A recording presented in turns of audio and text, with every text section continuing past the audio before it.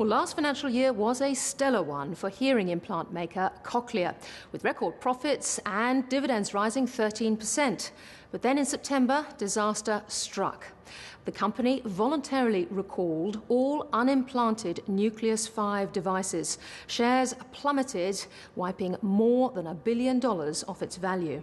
So how long will it take for Cochlear to regain its status as market darling? I spoke with CEO Chris Roberts to find out.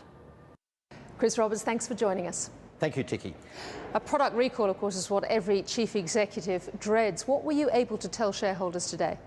What we're able to confirm with our shareholders today is that we've taken a provision that we'll take up in the first half of fiscal 12 to quarantine these costs. There'll be a provision somewhere between $130 and $150 million. The after-tax cost of that will be somewhere between $20 and $30 million. Now, that's in the context of a company generating a lot of free cash flow. Last year, we generated $166 million of free cash flow. So the cash cost of this recall is very, very manageable. We've quarantined that. We'll put that aside. On the same time, we continue our investigations, and we'll learn from this and be a better company because of this. So you've obviously got a lot more research to do. You've got to go back through the regulators, including the FDA in the US. Are you convinced that $150 million is the high side to the costs? We're confident at this stage in the range of 130 to 150 million as an expense provision, and that will cover us going out a number of the years into the future that we can see. But I think the issue is that we've got a very, very good cochlear implant system today we're selling with the Nucleus 5 externals. Nothing's changed from that. We just changed one of the parts of the system, the implant. No hearing performance is being compromised, so we have a very, very strong position that we can go out and sell today. We haven't seen a significant loss of market share. We're not running around like a chicken with its head cut off trying to get this product fixed up to get back on the market, because we have a very, very good system that we're selling today with the CI24RE implant and the Nucleus 5 externals, and we'll do this properly in the fullness of time.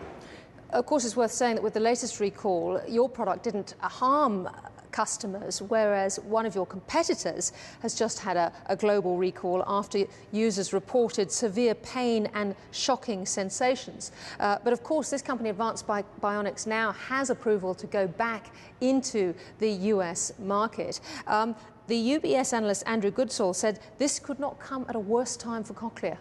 Well,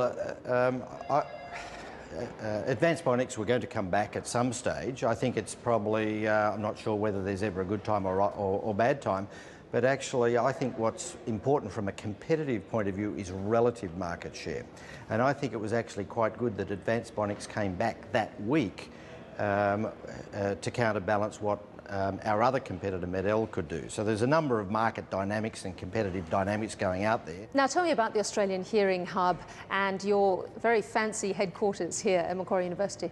Well, thanks, Tiki. We really are excited about the opportunity we've had to work with Macquarie University to move Cochlear on campus, build a facility on campus at Macquarie University, and importantly, Macquarie University is building another building similar size to our building at 25,000 square metres to house a whole range of people interested in hearing, a whole range of groups. Some from the university, like the Department of Audiology, but there's some outside groups as well, like Australian Hearing Service and National Acoustics Laboratory. And we hope to have maybe 7, 8, 9, 10 different groups co-located, maybe 2,000 people co-located across these two buildings on campus at Macquarie University, working on all different aspects of hearing, from basic research to applied research, from product development through to manufacturing. And in that soup comes innovation. And in that soup comes innovation, because innovation is often from cross-fertilisation from other disciplines. It's about association. How do you form the dots from these other disciplines? And this intervention is very, very multidisciplinary. Is the future going to be because of advances in otolaryngology surgery? Or the future is going to be because of advances in auditory neuroscience? We don't know, and we don't want to just say the future will be this or this or this. We want to be in the mix of that soup, not just at Macquarie University, but using that as a catalyst for what's happening globally. This is unique in the world, what's being created on campus at Macquarie University, and it will have a profound impact on man's ability to deal with the hearing impaired. Australian manufacturing has been very much under the gun recently. You've had a very high Australian dollar to deal with. Do you feel under a lot of pressure? Yes, but I guess in business you need a high tolerance for bad news. So you might have executional problems like the recall, but you've also got external factors, and they might be natural causes like earthquakes in Japan or floods in Queensland, right through to a high Australian dollar, or indeed new legislation or regulatory regimens that have a profound impact on your ability to improve productivity. So that's what we have to deal with. But I think manufacturing is under pressure in Australia, and a high Australian dollar doesn't really help you. I think Australia does need a manufacturing base. And it's difficult for people to turn around and say, yes, I want to leave school and go into manufacturing. But we need manufacturing. It is a very, very important contributor to the economy and to the capability of the community. And where do you see growth for Cochlear? Globally. So our focus is going to come from broadening our global footprint and deepening that global footprint, as well as ongoing technological innovation and including technology and services that help scale the clinical pathway. We want to treat 10 times as many people in 10 years' time, but we don't think the answer is by training 10 times as many healthcare professionals. What we need to do is to develop the services and products to enable the healthcare professionals to be much more efficient and effective in what they do.